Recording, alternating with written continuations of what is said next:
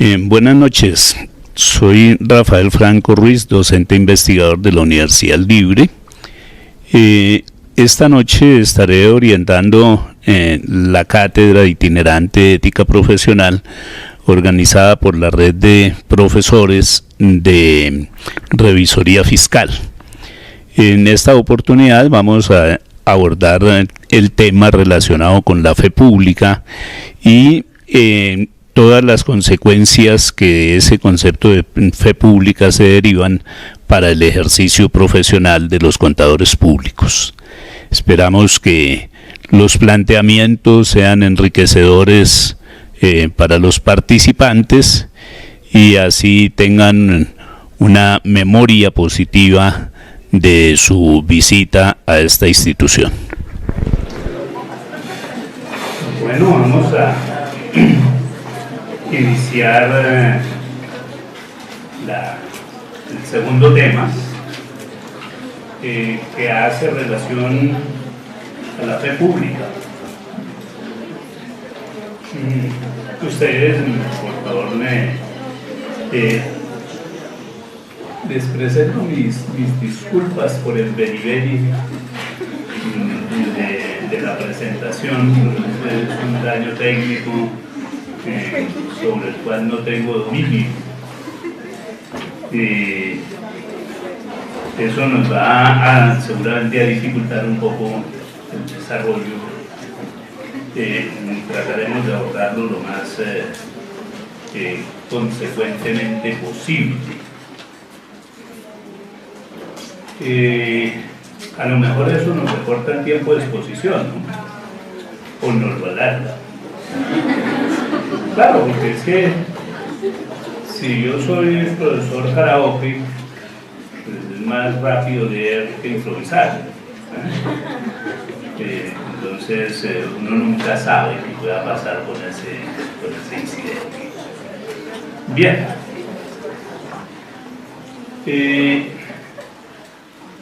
Fe pública es un término que nosotros siempre abordamos en nuestras discusiones profesionales, en nuestras clases, cuando estudiamos regulación, cuando estudiamos ética. Y el asunto es que casi nadie tiene como un dominio en el campo de la contaduría, por supuesto, en otras disciplinas sí manejan muy profundamente el criterio. Casi nadie tiene un profundo concepto del significado de eso que llamamos la fe pública y que está tan impregnado a nuestro ejercicio profesional. Uno pudiera pensar en una definición, digamos, literal, construida a partir de los términos que construyen la expresión, fe pública.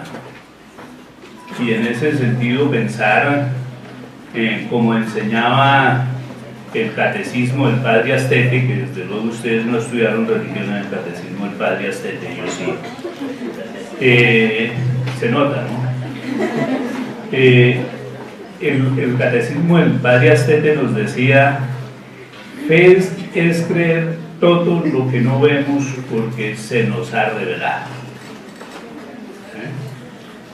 Es decir, allí lo que están diciendo es: fe es creer cuento, comer cuento, como se dice popularmente, de un sistema de creencias que han sido informadas a través de un sistema de dogmas que normalmente están incorporados en los corpus de creencias religiosas. Y público, pues dicen, bueno, lo público es lo de todos, lo público es lo del común de la gente, el vulgo, dicen por ahí en la ciencia política, ¿no? El vulgo, todos, es decir, no se necesita un conocimiento especial, sino se necesita un conocimiento vulgar, del dominio del vulgo. Y en ese sentido nosotros podríamos pensar que la fe pública es una inspiración espiritual que todos compartimos y que nos genera la idea, la ilusión de creer en algo que nos dice. Esa es una definición totalmente alejada del sentido riguroso del concepto de fe pública. La fe pública lo que menos tiene es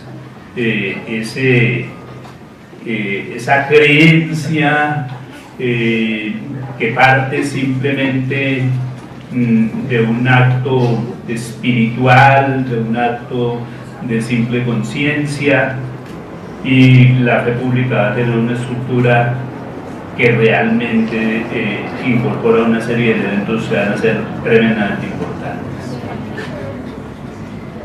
¿De dónde nació ese concepto de la fe pública? Es bueno que nosotros nos preocupemos por los orígenes de la fe pública. Digamos que en términos de corrientes relacionadas con la contabilidad y el control, se han desarrollado dos grandes escuelas. Una escuela que se fundamenta en pensamiento consuetudinario y que normalmente se conoce como escuela anglosajona, hija legítima del capitalismo, que nació con la sociedad mercantil fundamentalmente, y otra escuela que se conoce con dos nombres. Un nombre es la escuela forense de la contaduría, el otro nombre es la escuela latina de contaduría. La fe pública está ligada al desarrollo de esa escuela latina de la contaduría, pero también latina del derecho.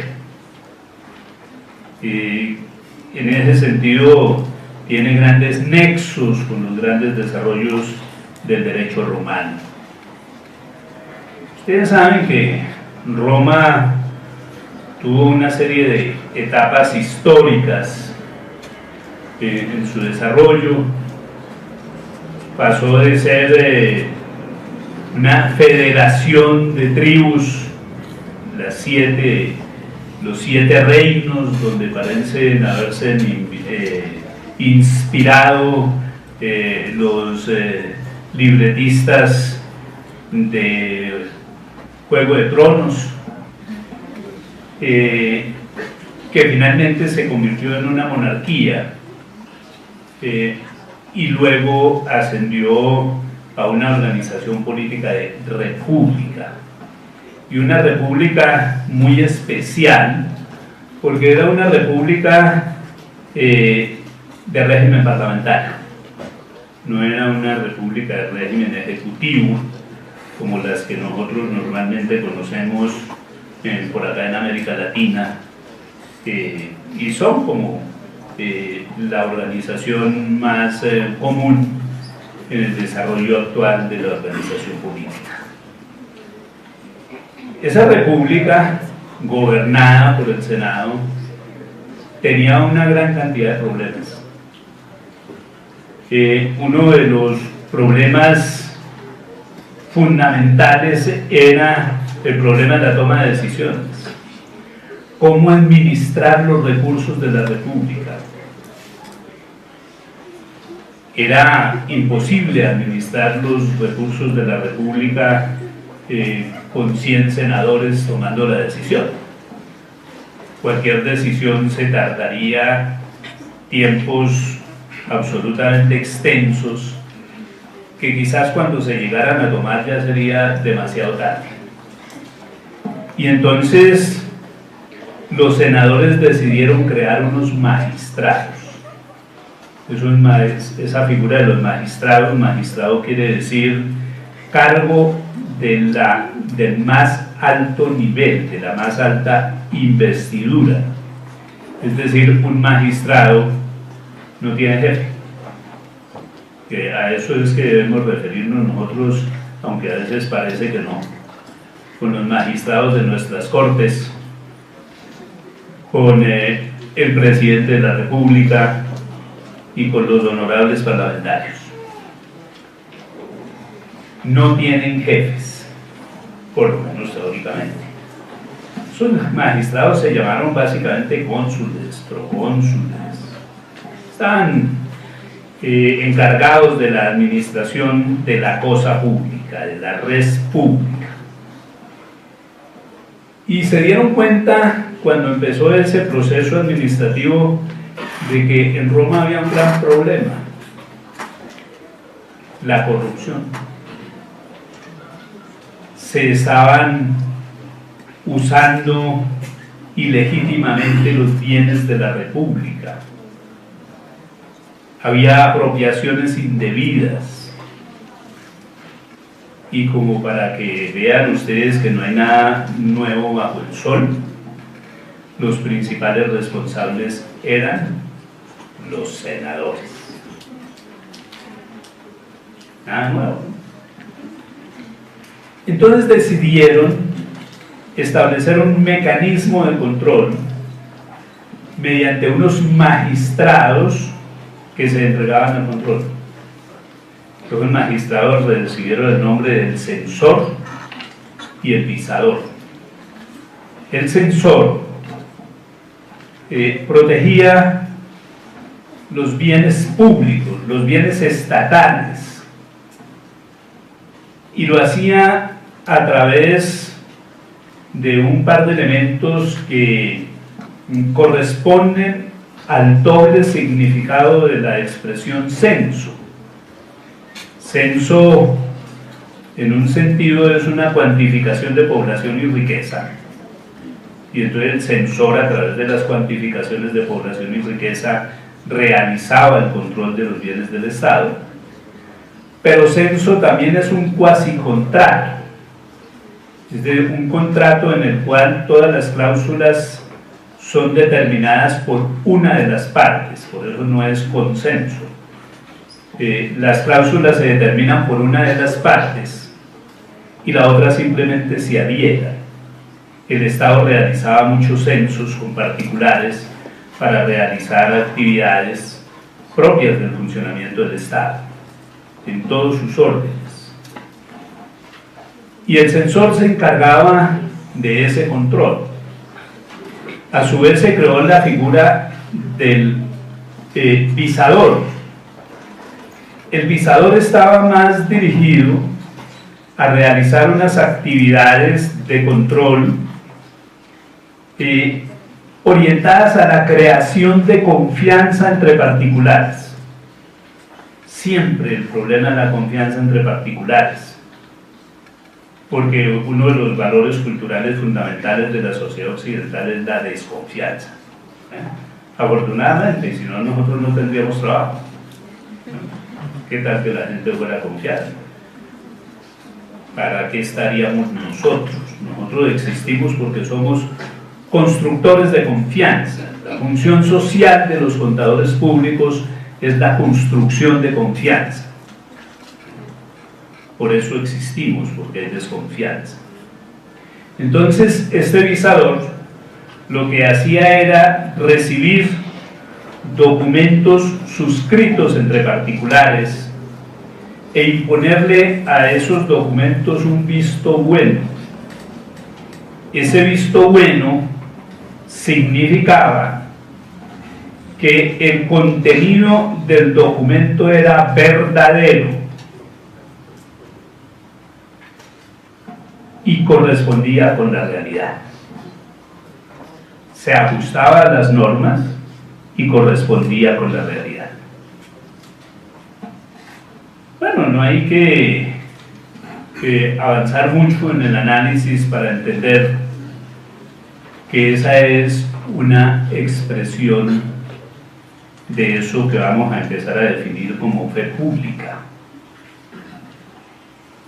El visador era un funcionario del Estado, es decir, no era una persona la que aquí determinaba que se podía tener confianza en unos documentos que habían sido objeto del aval del visador y que en consecuencia se consideraban verdaderos y ajustados a la ley, porque esa garantía la estaba dando el Estado. Esa es una manifestación del ejercicio de la fe pública. Es decir, nosotros aquí ya podemos empezar a tomar una serie de elementos que nos van a permitir construir esa idea, ese concepto de fe pública. La fe pública es una presunción de veracidad y de legalidad que se imprime en un documento por la magnificencia del Estado. Ese es el concepto de fe pública, es una presunción.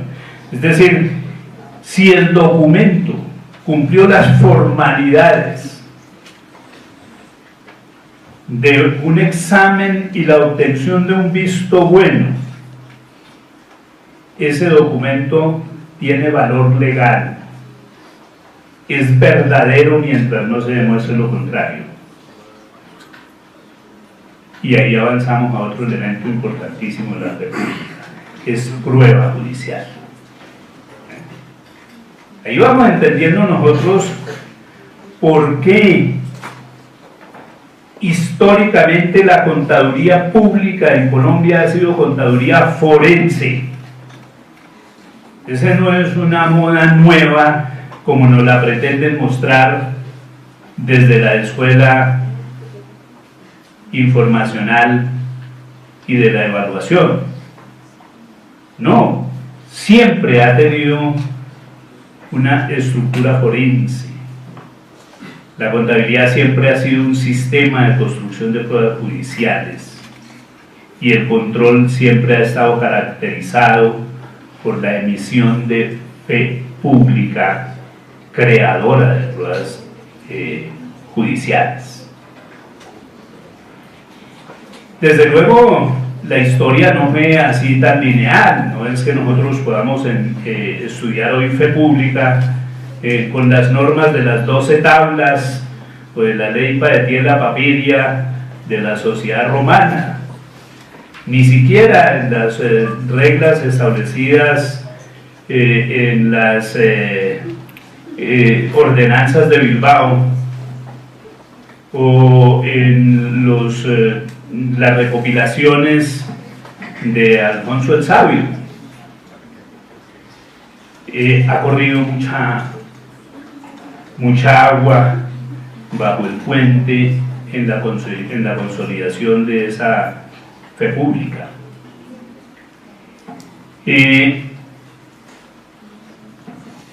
Un elemento supremamente importante de entender allí es que Roma no se quedó viviendo en la República, sino que Roma ascendió al nivel de imperio. El imperio era el gobierno del guerrero, era el gobierno del exitoso en los procesos de conquista, que no necesariamente tenía que imponer un gobierno directo de Roma, sino subordinar todas las decisiones de las colonias a los intereses de Roma. ¿Sí? Nosotros, por ejemplo, actualmente decimos que no somos una colonia, ¿no?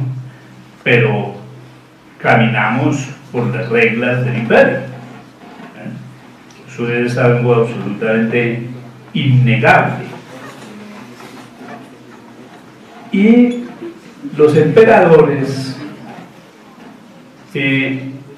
como eran el fruto del éxito, del triunfo, de la fuerza, de las armas, del poder por la fuerza, consideraron que ellos no tenían por qué estar subordinados a controles que realizara por ahí cualquier censor o cualquier visador, y degradaron a esos magistrados, los volvieron funcionarios imperiales. Al convertirlos en funcionarios imperiales, el emperador quedó fuera de tiro del control y el imperio fue presa de un proceso profundo de corrupción que lo llevó a su disolución. La corrupción siempre lleva a la disolución de las organizaciones políticas, sociales, de tal manera que vayan teniéndolo en cuenta por aquello de las cosas que actualmente estamos viviendo en nuestro país. Roma era una nación de gente muy inteligente, hábiles ingenieros, fantásticos ingenieros, lo cual resultaba complejo de entender, puesto que los romanos fueron muy malos matemáticos y malos filósofos. Su primer problema era el sistema numérico, ¿no? Una operacioncita ahí para que hagan ustedes rápido. 28 por 35 en números romanos. Rapidito. El asunto no era sencillo, pero ellos fueron unos gigantes abogados. Todavía en todo el mundo se estudia el derecho romano, fundamento del derecho civil, y ellos, en términos de la organización de la contabilidad y en términos de la organización del control, empezaron a darle toda una estructura jurídica. Reglamentaron profundamente los libros y papeles de contabilidad, ley Paetiela Papiria, para que los libros y papeles de contabilidad constituyeran prueba documental por la satisfacción de una gran cantidad de requisitos, y establecieron que los controles debían realizarse como un proceso de juicio de cuentas para hacer la verificación de la verdad de la información. Y esa situación se mantuvo durante toda la Edad Media. Los magistrados de alguna manera fueron sustituidos por cortes o tribunales de cuentas hasta la emergencia del Estado-Nación. En la emergencia del Estado-Nación renacen los magistrados como funcionarios del Estado en primer lugar, para garantizar los intereses del Estado en el recaudo de las contribuciones ciudadanas, con unos sistemas impositivos que se aplicaban sobre personas naturales, pero que el control se realizaba sobre personas jurídicas. La concepción que existía en esta emergencia del Estado-Nación es que la riqueza que iban acumulando los particulares la obtenían de las empresas, y que resultaba mucho más barato fiscalizar a las empresas para ver cuáles habían sido las ganancias de las personas naturales, que ponerse a examinar cada persona natural. Y entonces surgen en todos esos nuevos magistrados. El comisario en Francia, el censor en Italia, el procurador fiscal en Alemania, los censores en España, y todas esas figuras de ese tipo de control llegaron hasta nosotros a través del proceso de conquista. En Argentina se llaman los censores, en México, Venezuela se llaman los comisarios, y en Colombia se llaman los revisores fiscales. Y aquí hay una gran equivocación. La gente dice que la única parte que hay revisoría fiscal es en Colombia. No, en la única parte que el control de fiscalización se llama revisoría fiscal, pero el control de fiscalización está en todo lo que fue Hispanoamérica o Latinoamérica, porque se incluyen los países que fueron colonias francesas y portuguesas. Y nos trajeron esa tradición de la fe pública.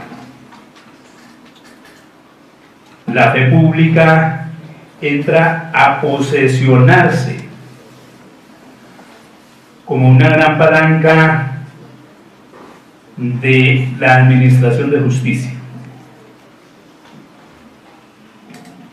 Es ejercida por distintas personas, porque también existe por ahí un chauvinismo profesional que dice que los únicos que dan fe pública son los contadores. No, eso es falso. Y mucha gente que da fe pública por autorización del Estado: los notarios, los interventores de obras,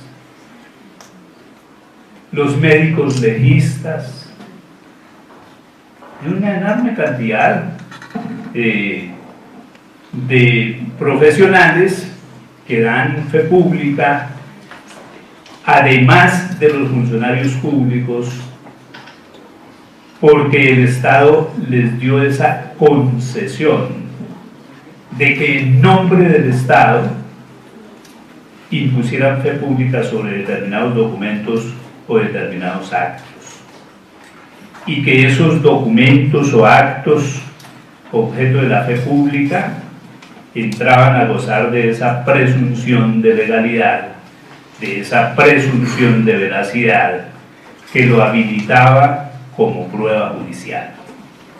Se imprime esa fe pública. Yo me voy a separar bastante de mi presentación por obvias razones. Me imagino las razones de ustedes.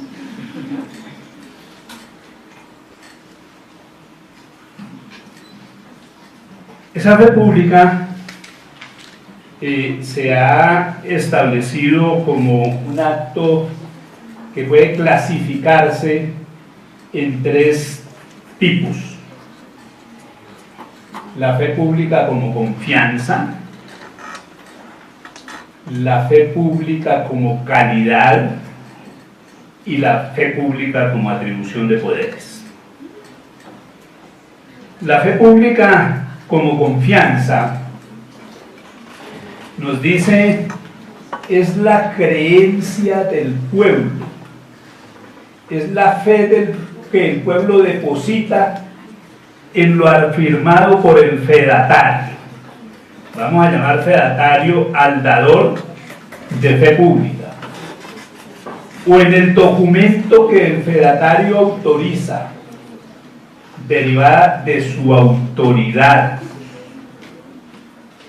y esa autoridad le ha sido delegada por el Estado y conduce a que esos documentos, esas manifestaciones, se conviertan en prueba judicial, en un factor fundamental del sistema probatorio del derecho penal pero también en un instrumento o en un componente de lo que se ha llamado el derecho instrumental o derecho procesal en áreas diferentes al derecho penal.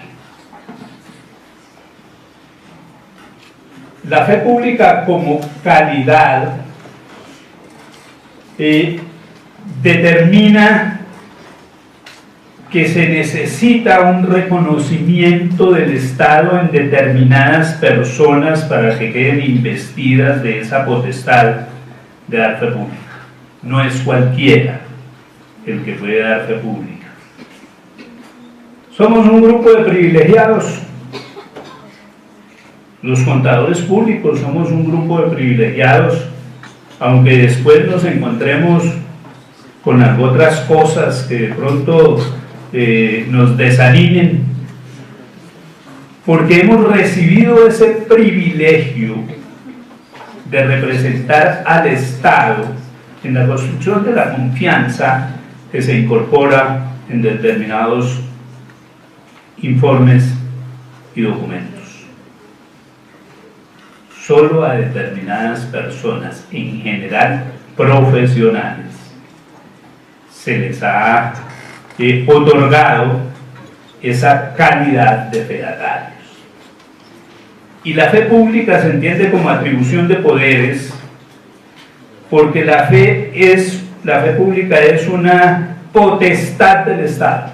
Es el Estado el único que puede garantizar la veracidad y la legalidad de determinados hechos o documentos, y es el Estado en su capacidad organizada el que delega, o digámoslo en una palabra que nos es más común, el que privatiza la función de otorgar fe pública en determinados funcionarios, en determinados profesionales. Claro, y entonces, si nosotros somos constructores de pruebas judiciales, como que ahora sí podemos empezar a entender algunas normitas que están por ahí en la ley 43 de 1990, ¿no? Por ejemplo, para efectos de responsabilidades penales, los contadores públicos se asimilan a funcionarios públicos y en tal sentido pueden ser juzgados y condenados por delitos propios de la administración pública, como el cohecho, la confusión, el prevaricato, la falsedad del documento público y otra serie de delitos claramente tipificados en nuestro Código Penal.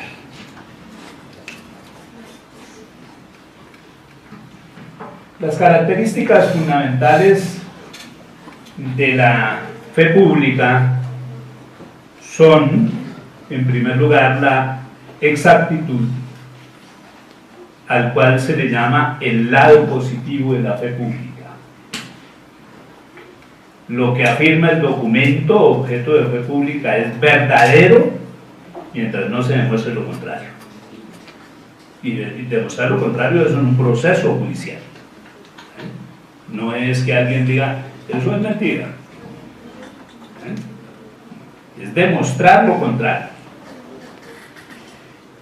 La segunda característica de la fe pública es la integralidad, a la cual se denomina el lado negativo de la fe pública.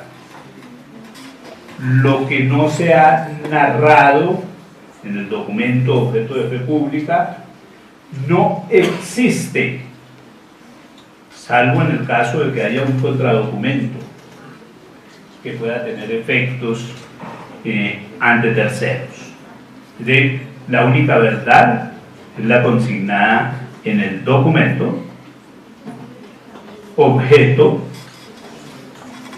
de fe pública.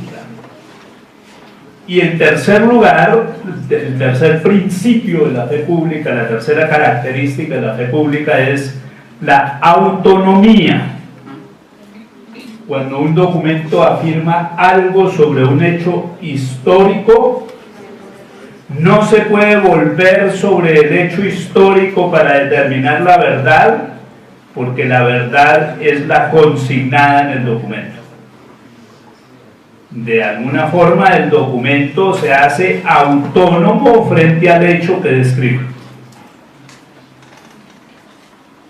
El documento se hace autónomo frente al hecho que describe. Vayan ustedes observando la gravedad, la responsabilidad que está inmersa en esa potestad, en ese privilegio que nos ha otorgado el Estado de ser fedatarios. Lo que estamos haciendo en términos sociales es de profundo significado, de profunda importancia en lo que se ha llamado el tráfico jurídico. Es decir, la fe pública conduce sin ninguna duda a la construcción de pruebas. Lo que hay allí es un elemento sencillo. La definición de prueba, que es todo motivo o razón que se utiliza para convencer al juez sobre cuáles son las características del hecho que él está investigando dentro de un proceso.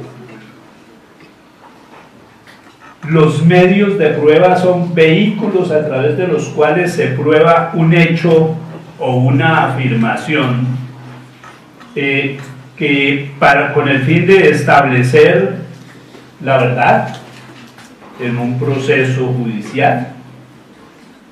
Y nos aparece el concepto que más nos liga a nosotros con ese sistema probatorio, que es la prueba documental.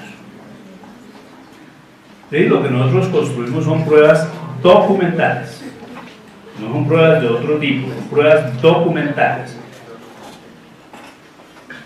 La prueba documental dice: todo objeto o cosa material de la cual se puede sacar, inferir o generar algún tipo de información que ayude al juez a tomar una decisión y conocer la verdad sobre un asunto en investigación.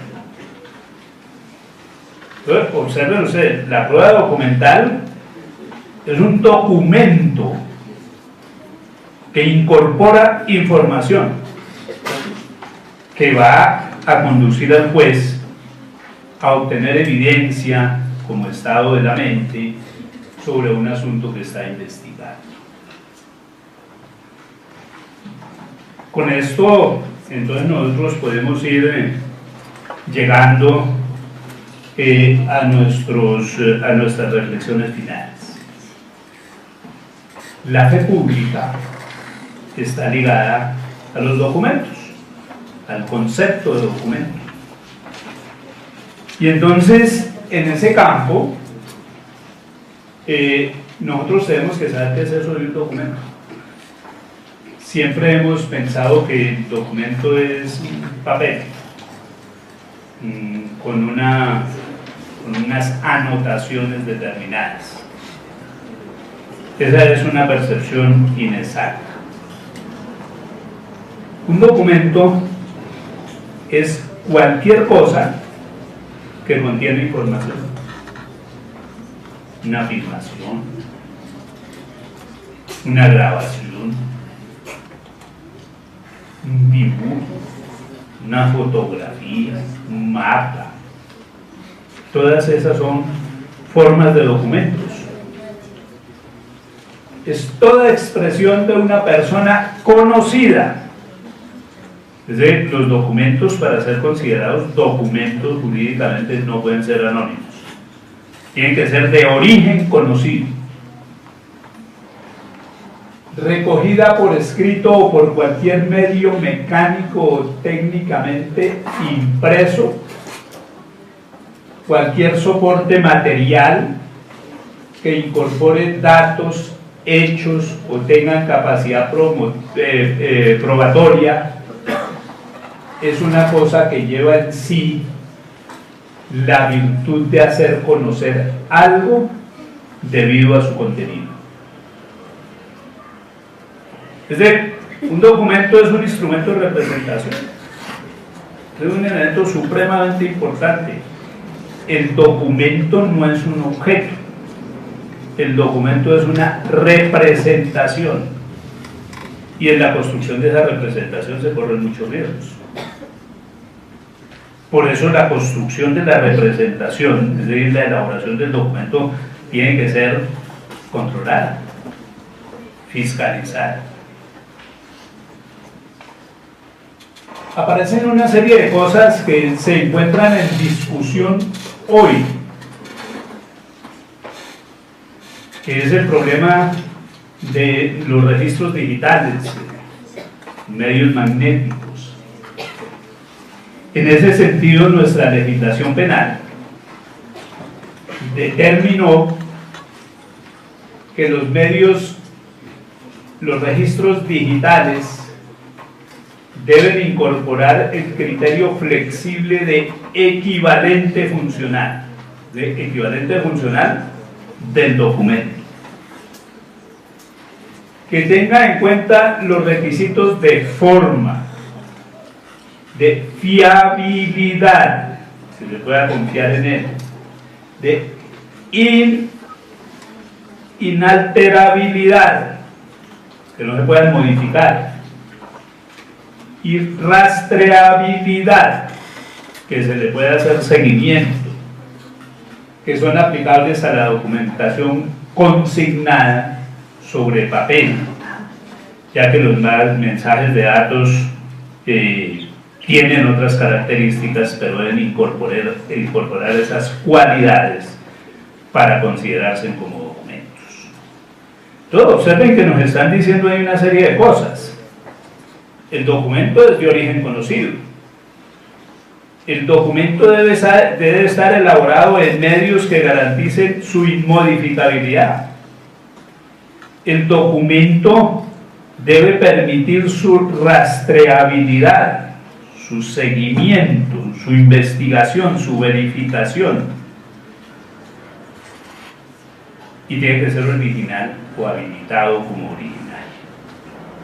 Es decir, el documento tiene que ser auténtico. Los documentos que firmamos los contadores públicos incorporan la fe. Sobre los documentos que satisfacen determinados requerimientos se incorpora la fe pública. Esos documentos tienen que incorporar unos criterios de verdad, en ser verdaderos. Los tipos de verdad que deben ser satisfechos por los documentos son la sinceridad, que hace relación al constructor del documento. El constructor del documento debe construir ese documento, esa representación, con fidelidad a los hechos que va a representar en ese documento. Y nosotros debemos verificar. El documento debe tener una verdad de veracidad, en el sentido de que existe una representación objetiva del hecho, en el sentido de que el contenido del documento tenga una relación de correspondencia con la realidad, y el documento debe tener una verdad de autenticidad que está determinada por el mantenimiento exacto de su contenido y su posibilidad de rastreabilidad. Los documentos cumplen unas funciones de perpetuación o permanencia. De alguna manera nos están permitiendo conocer los mismos hechos a través del tiempo. permanecen como información y nos están originando una garantía que está determinada por la persona que construye cada uno de los escenarios de verdad del documento, que con esas condiciones se constituye en medio de prueba.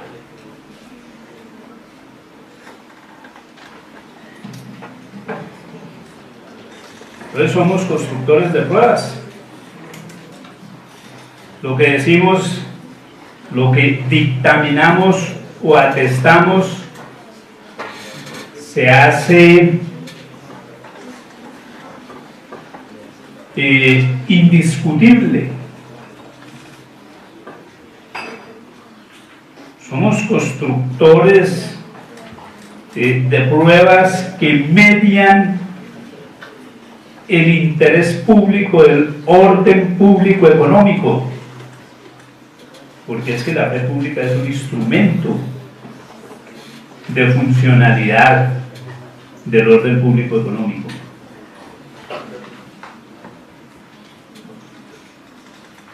Estamos cumpliendo unas funciones sociales tremendamente complejas y significativas en términos de armonía social.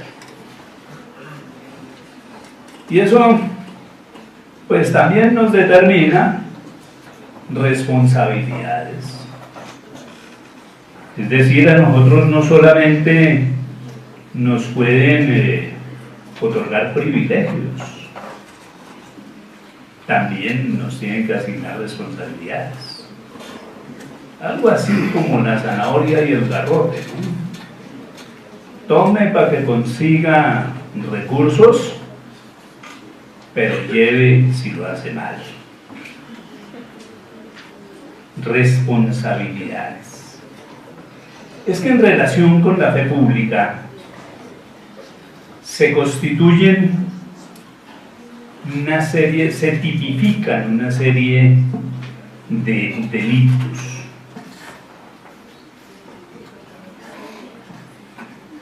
El Código Penal los ha clasificado como delitos contra la fe pública, que terminan siendo delitos contra el orden público económico.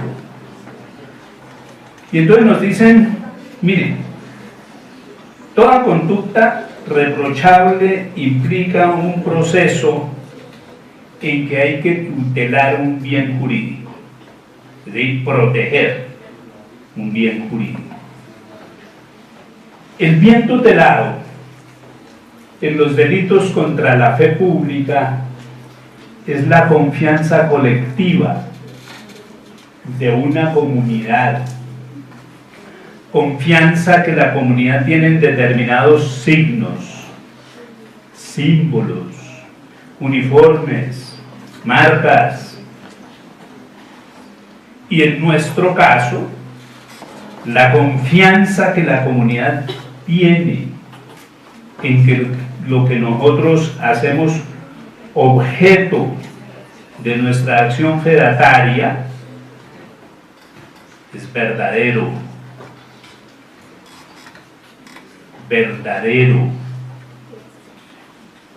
en verdad como correspondencia. Lo que allí dice corresponde con la realidad y es ajustado a la ley. Pero determinar que es ajustado a la ley implica el reconocimiento de un derecho positivo, es decir, de un sistema de normas escritas que tipifiquen las conductas adecuadas o inadecuadas de un individuo en la sociedad. Porque esos elementos debemos tenerlos bien claros para enfrentar algo que tenemos, que es una afirmación, una hipótesis con la cual yo voy a concluir. La sociedad piensa que esa confianza en esos elementos es absolutamente necesaria para poder vivir la vida. en ese caso, vivir la vida es vivir la estabilidad de la economía, que debe concluir en el bienestar de la sociedad, por lo menos teóricamente. Por eso se tipifican una serie de delitos contra la fe pública: falsificación de moneda, falsificación de sellos, efectos oficiales y marcas, falsedad ideológica en documento público, falsedad material en documento público, obtención de documento público falso, falsedad en documento privado, uso de documento falso, destrucción, supresión u ocultamiento de documento público, documento, destrucción o supresión de documento privado, falsedad para obtener prueba de un hecho verdadero, falsedad personal. Todos esos son delitos contra la fe pública, contra la confianza colectiva. Y observen ustedes una cosa: los documentos objeto de fe pública se constituyen en prueba judicial. En esa circunstancia deben caracterizarse por la certeza como fundamento de su autonomía. Certeza es ausencia de normas, ausencia de dudas, y corresponder de manera exacta con el sistema jurídico, con el derecho positivo. ¿Por qué es importante hacer estos reconocimientos? Bueno, porque nosotros ahora nos encontramos frente a unas emergencias de prácticas profesionales, por ejemplo, derivadas de los estándares internacionales de aseguramiento y auditoría. Y resulta que la información que se examina en esos procesos de auditoría y de aseguramiento de información no se examina alrededor de un sistema jurídico de normas positivas, sino que se realiza a través o alrededor de una información fundamentada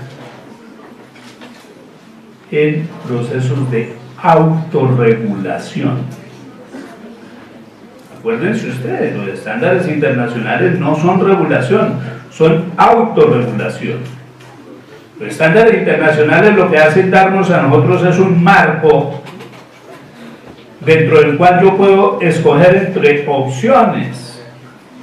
Recuerden, había de ejemplo IAS 16, cuando dice: la propiedad, planta y equipo se puede reconocer al costo histórico o al valor razonable. ¿Cuál? El que usted quiera, el que usted determine en sus políticas contables. No hay un derecho positivo, hay un sistema de autorregulación. ¿Y cuál método de valor razonable? Cualquiera de los 132 reconocidos por el Comité de Estándares Internacionales de Valoración, u otro que usted considere si puede demostrar que es conceptualmente sostenible. Es decir, cuando yo voy a dictaminar estados financieros en términos de estándares internacionales de información financiera, yo voy a declarar que esa información corresponde con las políticas contables a través de las cuales una organización se autorreguló. Y jamás puedo decir que corresponde con la verdad, porque las valoraciones son fundamentalmente subjetivas. Por eso yo no puedo dar fe pública en el marco de los estándares internacionales de aseguramiento. Lo único que puedo dar es informes que construyen confianza inversionista, pero jamás fe pública. Es decir, el imperio de los estándares internacionales conduce a la destrucción del privilegio de fe pública del cual gozan hoy los contadores públicos. Se harán en el futuro, si las cosas continúan así, simplemente otorgadores de confianza inversionista, pero eso genera muchos riesgos, porque de todas maneras en un Estado social de derecho prevalece el derecho positivo, las normas que nos regulan a todos. Y jamás hicimos el ejercicio en el proceso de adopción de contrastar todas las probabilidades de la autorregulación en su correspondencia con el derecho positivo. Y por eso empiezan a suceder cosas.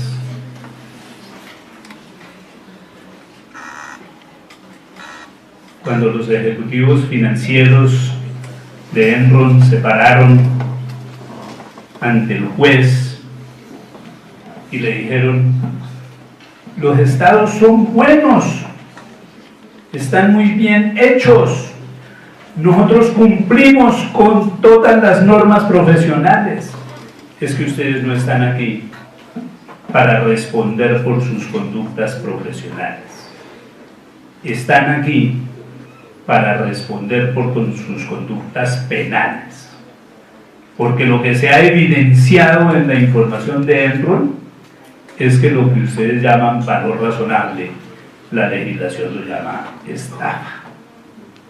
De tal manera que mucho cuidado. Dando fe pública, podemos incurrir en delitos de falsedad en documentos privados, de fraude procesal por la utilización de información falsa como prueba judicial. Pero dando confianza inversionista, podemos estar atravesando la delgada línea entre la eficiencia empresarial y el derecho penal. Muchas gracias.